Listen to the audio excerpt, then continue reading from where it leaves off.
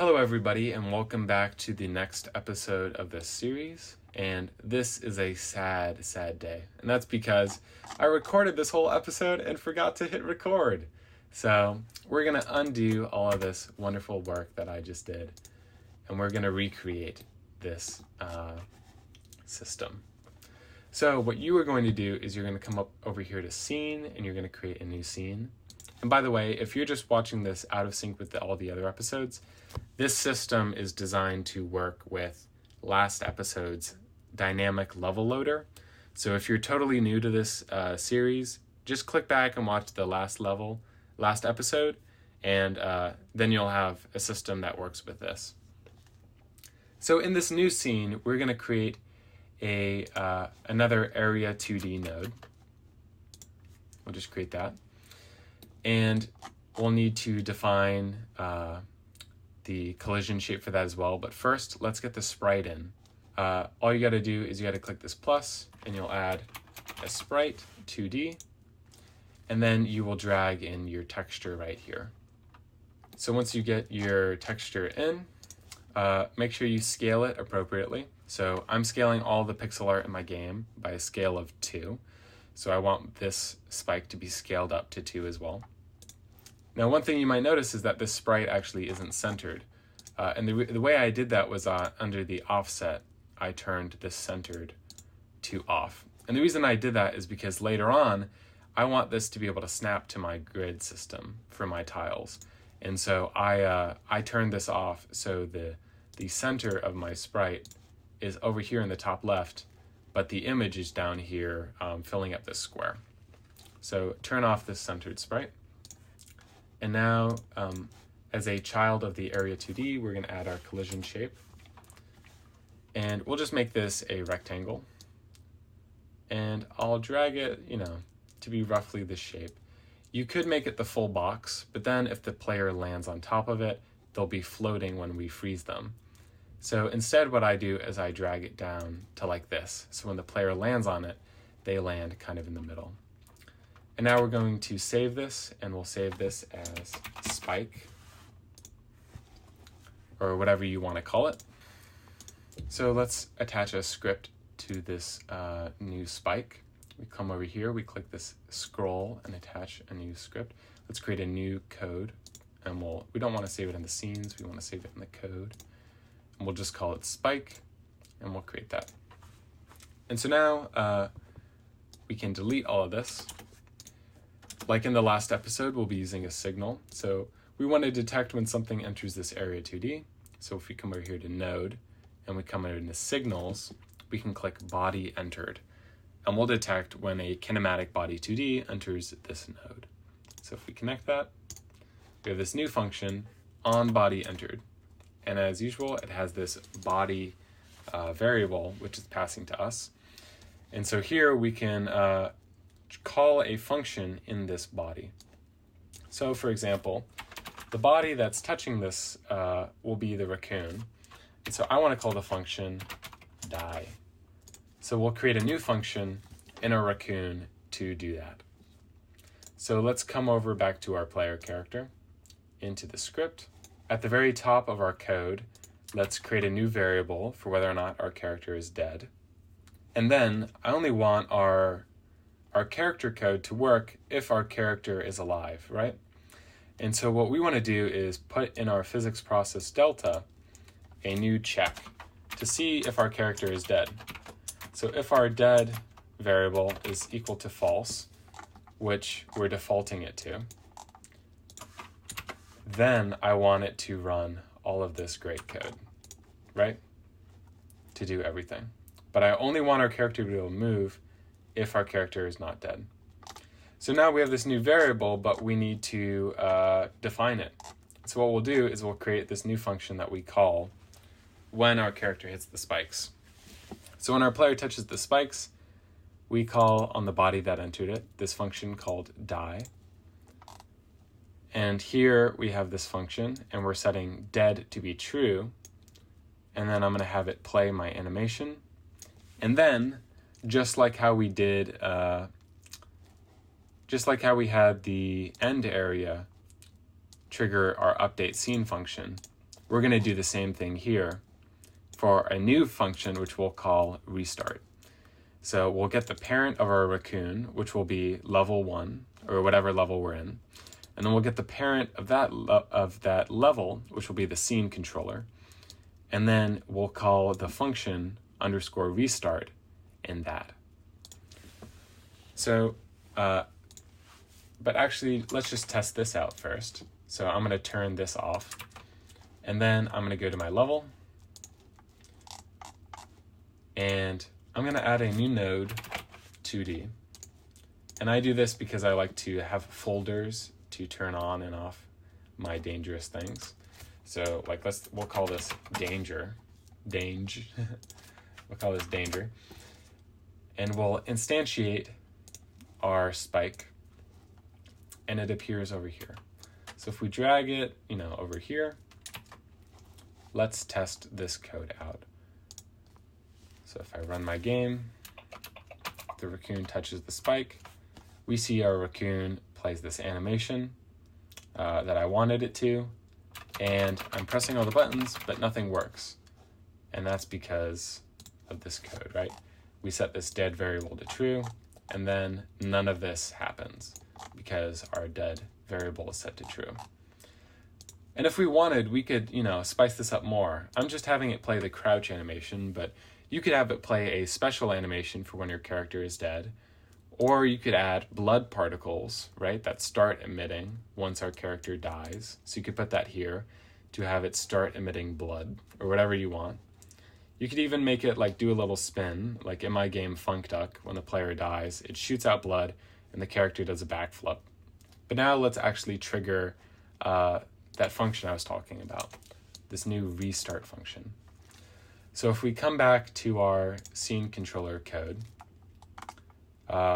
you remember previously we set up this function, this variable called reload. We're going to be using that now.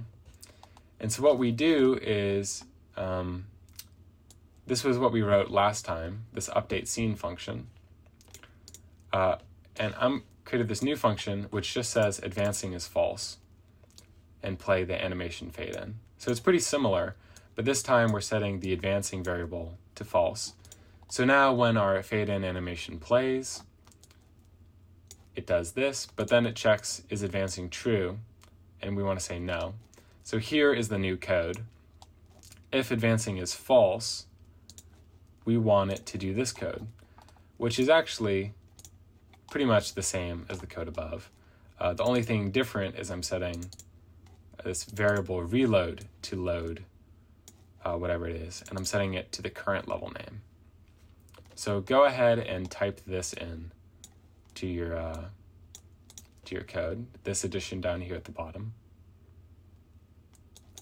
And the same thing here for the restart. And so if you get that all in right, you should have it so that if our character lands on the spike, it calls the restart function. And we have a fade to black and everything works just right. But let's make sure that this works in the event that we are in the next level, for example, because we want it to reload whatever the current level is. So let's open up our level 2. Come back to 2D here. So I'm here now in level 2, and I'm just going to instantiate. Well, actually, let me add that folder again. So for all my dangerous items, and I'll add my spike, and I'll just drag it wherever. So now if I click this, the normal run project button will open their scene controller scene. And let's say, I make it past this first level, I get to the second level, and I land on these spikes. We restart the second level. So everything is working perfectly. I did notice a little bug there. When I was transitioning to the next level, I didn't notice this, but it looks like my my fade in doesn't cover everything properly. So let's check that out. I'm gonna, I see. So it's gotta be more like this. Okay, so I just fixed that little bug, and I'll turn this back down to 0. so I can see things while I edit. So now let me show you why I had us not center our sprite. So I want everything to be aligned perfectly, right? Because my spikes are the same width as my tiles, I want it to be able to perfectly align to these pixels exactly perfectly every time. And so I want things to snap in place. And there's actually a built-in function for that. If you come up here, there's grid snap, which if you turn on, now means that our items will snap to this grid of about 8 pixels. But I want it to be perfect to my sprite, and so I'm actually going to click these 3 dots here.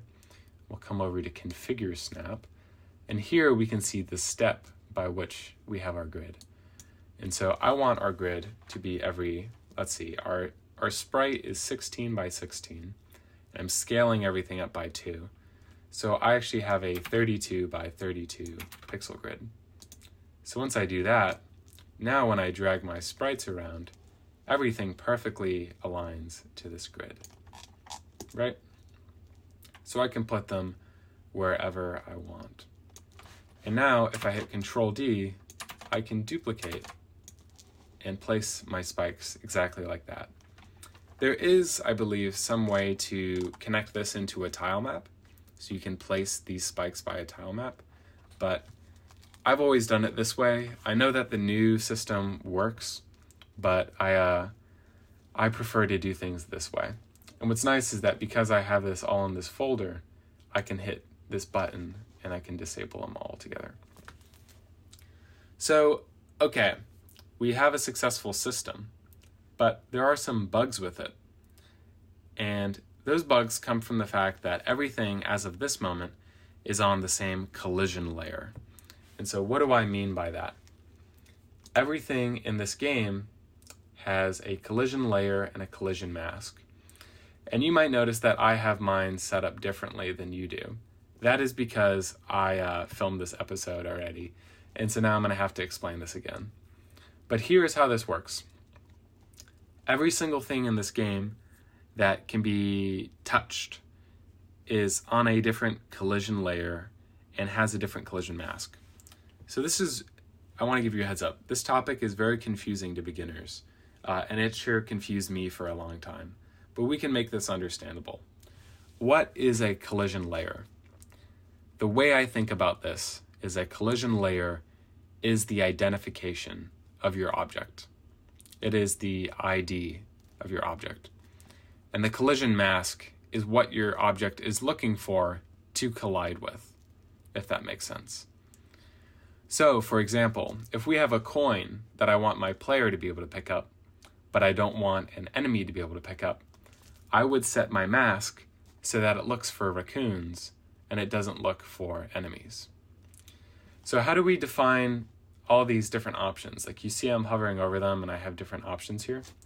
So if we come over here to project and project settings, and we scroll down to layer names in 2D physics, we have these layer names here, and we can name them whatever we want. And so, for example, I always have a player layer, which could be, in my case, it's a raccoon. And then I have a layer for all my static objects that I want the player to jump off of. So this can be like the world, for example. And then I want my enemies to have their own layer. I want my end. So this is the thing that transitions us to the next level. I want that to have its own layer. And then I want to have my spike have its own layer as well. So what I'll do is on my tile map, and you're going to have to do this for level 1 and level 2, or however many levels you have tile maps, because it doesn't share across them, because these aren't instantiated, right? I want these to be different for each level. Different levels have different maps. And what I do is I click on my tile map, and I'm going to set its collision layer. So this is its identity. It is the world, and I want it to be looking for raccoons, right? And if I do that right, then when I play my game, the player can fall on it. Previously, everything defaults to a layer of 1 and 1. And so this means that everything is sharing the same layer and looking for the same things. But you're going to have a lot of bugs if you don't start separating out your layers once we start getting to the use of more Area 2Ds. For example, if my Area 2D for this sprite was slightly too big, it would touch this, it would touch the level, right? And then it would try to say, oh, something entered my area. I want to tell it to do the die function. And so the spikes are trying to tell the tile map to kill itself.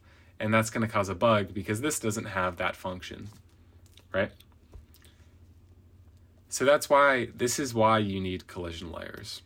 So let me show you what I've got set up. So on my tile map, I have the collision layer of world, and it's looking for raccoons. On my raccoon, and actually I'll open it in its scene so that we can edit this. On my raccoon, its collision layer is set to raccoon, and I want it to be looking for the world, for enemies, for the end, and for spikes. On my end area, I've got its collision layer set to. It is the end, but it is only activated when a raccoon walks into it. And then on my spikes, I've got its collision layer. I need to change this from raccoon to spike. It is a spike that is looking for raccoons. And so now this is great because let's say I have my raccoon, start shooting out fireballs or whatever, right? And I want those fireballs to bounce along the ground, but I don't want a fireball who touches the spike to cause a restart of the level. And so this is why you have collision layers. You're telling it what to look for and what to ignore.